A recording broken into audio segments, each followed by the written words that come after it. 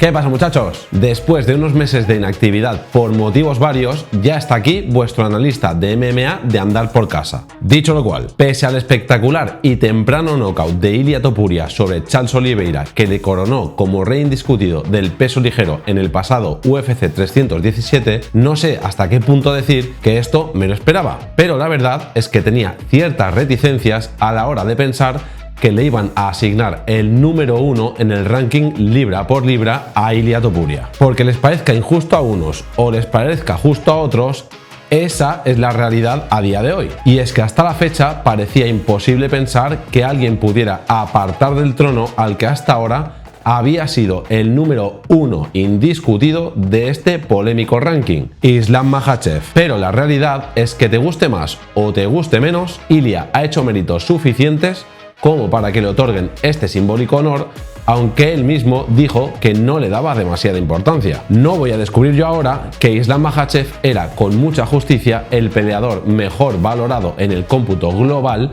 de todas las categorías, pero Ilia suma su 17ª pelea a la vez que su 17ª victoria, enlazando 3 knockouts que cada uno de ellos por sí solos ya marcaría la historia de la UFC. Es bueno recordar que en febrero del año pasado Topuria le apagó las luces a Alexander Volkanovski para en octubre también de 2024 hacer lo propio con otra leyenda como Max Holloway, y esta vez le tocó el turno a Charles Oliveira. Por tanto, cuando hablamos de Ilia Topuria no estamos hablando únicamente de un peleador invicto, hecho que ya de por sí tiene un mérito de cojones, sino que hablamos de un peleador que ha encadenado una racha de 3 knockouts de un calibre como yo no recuerdo otro. Repito que hablamos de Alexander Volkanovski, Max Holloway y Charles Oliveira. Se te va la olla. Lo curioso es que antes de cada una de estas peleas, Topuria ya anunció lo que iba a pasar.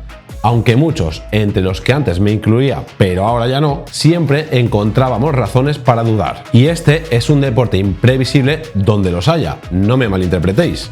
Pero Ilia se ha ganado a pulso que lo creamos cuando habla. No necesariamente porque se vaya a cumplir, pero sí porque cuando lo dice, no lo dice como una estrategia para bajar la moral de su rival. Lo dice porque lo piensa. Pero hay que destacar también que los motivos para dudar de lo que decía Ilia Topuria en esta ocasión antes de la pelea son los mismos que convierten a este knockout en una advertencia para el resto de la división. Y es que, aunque esta no era la primera pelea de Ilia Topuria en la categoría de las 155 libras, recordemos que ya peleó y noqueó a Jai Herbert hace unos años, sí era la primera pelea contra un luchador del top 5 de la división de peso ligero. Repito, top 5 de la división de peso ligero, que se dice pronto. Una categoría con nombres como Dustin Poirier, Justin Gaethje, Arman Tsarukyan o el propio Charles Oliveira, quien por cierto de sus últimas 15 peleas tan solo había perdido 2, contra Islam Makhachev por sumisión en 2022, perdiendo el cinturón contra el ruso, y contra Arman Tsarukyan el 13 de abril de 2024, perdiendo a los puntos de manera muy ajustada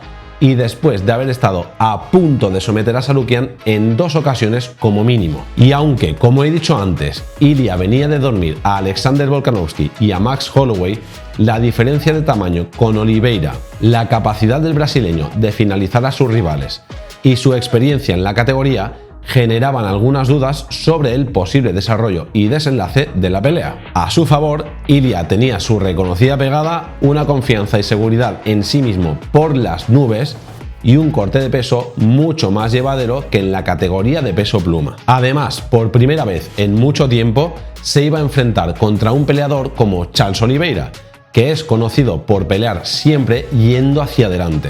Y eso linda entre lo valiente y lo suicida, porque de entrada ya resuelve a favor de Ilia el principal problema al que se enfrenta en todas sus peleas, que no es otro que encontrar la manera de cerrar la distancia. A diferencia de otros knockouts que podemos recordar, en esta ocasión el golpe que puso a dormir a Charles Oliveira lo conectó con su rival cerca del centro del octágono. Muchos tendréis en la memoria otros golpes que terminaron la pelea por parte de Topuria, y la mayoría de ellos, por no decir todos, fueron consecuencia de conseguir que su rival tuviera la espalda cerca de la reja. Así que, como no podía ser de otra manera, la pelea terminó como todos sabemos que terminó, convirtiendo a Ilya en el primer doble campeón invicto de la historia. Y me vais a perdonar las comillas, porque no buscan quitarle mérito a Ilya, ni mucho menos. Pero podríamos decir lo mismo de Jon Jones si no fuera porque una norma estúpida de hace años le hizo quedar descalificado de una pelea en la que estaba aplastando a su rival y por tanto que le constara desde entonces una derrota en su récord que nadie considera como tal. A ver, que algún gilipollas siempre hay, pero ya me entendéis. Yo, por ejemplo. En todo caso, lo que queda preguntarse ahora es ¿quién es el próximo? Y aunque ya haré un vídeo para tratarlo en detalle, ya os adelanto que pese a la expectación que despertó su cara a cara con Paddy Pimblett sobre el octágono justo después de la pelea, se me antoja muy complicado pensar que eso pueda darse. Al menos ahora mismo. Estoy sudando lo más grande. De hecho, el propio Dana White mencionó que si él hubiera estado allí en ese momento, aquello no se hubiera producido. Y si dice eso, el único motivo que me viene a la cabeza para pensar en por qué lo dijo es porque Paddy Pimblett ahora mismo no está en la lista de peleadores que maneja la UFC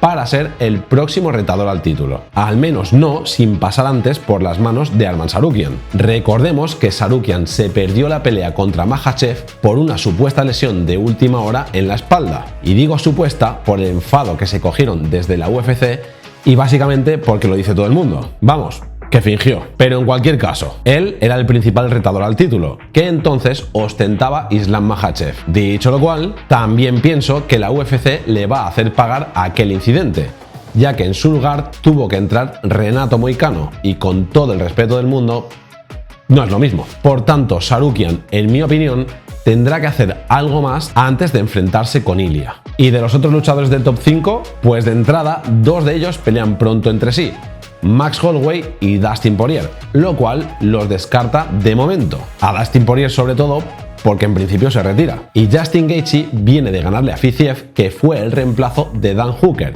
y de perder su anterior pelea en el UFC 300 contra Holloway de manera espectacular, como para no acordarse. Así que yo también lo descartaría. Por tanto, llegados a este punto, no me queda otra que pensar que la UFC no tardará demasiado en anunciar una pelea entre Arman Tsarukyan y Paddy Pimblett, y que será el ganador de esta el próximo en compartir el octágono con Ilia Topuria. Menudo genio yo, ¿eh? Estilísticamente creo que Tsarukyan está muy por encima del inglés, pero de la misma manera creo que todos ardemos en deseos de que gane Pimblett. ¿A quién no le gusta ver a dos tíos que se odian partirse la cara? Sea este el próximo combate o no, lo que está claro es que desde este último UFC 317, Ilia Topuria ya ha dejado de pelear por cinturones. Me explico. Su pelea ahora es mucho más grande que eso. Ahora el reto se ubica en intentar entrar, si es que no lo ha hecho ya, en el club de los peleadores más grandes de la historia, junto a Georges St-Pierre,